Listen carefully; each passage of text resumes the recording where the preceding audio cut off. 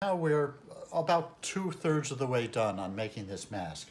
What we're going to do in this video is attach the visor band to the headband. Now, one key element to remember is that the visor is going to go outside and this headband goes on the inside. So the longer one is on the inside. And if you get it wrong, you're just going to cut the ties and do it again. I get it wrong all the time. And for this, we're going to key on these outer two holes of the visor band, and they're going to go into hole 4 and 5 on the headband. And so what I'm doing, the tricky thing, is lining up this hole so I can see it. And now I'm going to go through.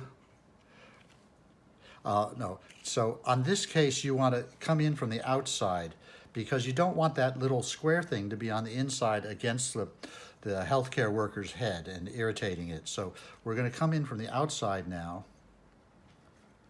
and go around and go back out again. And I got to make sure I get the orientation right. Okay. And so now, oh wait, I got it wrong again. You see the boxes on the inside? I'll get it right, don't you? Wait a second, whatever I do, it seems to always... All right. All right, here we go. This is right. See, the box is on the outside, and we can form the loop, and we go like this. And we snap it up again. It doesn't have to be too tight.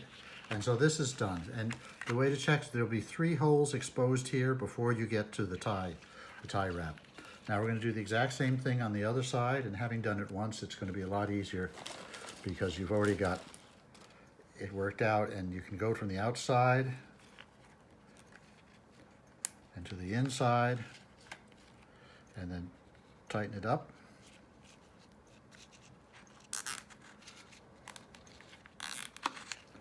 Okay, and that looks good. It's a smooth surface that's going to be against the head.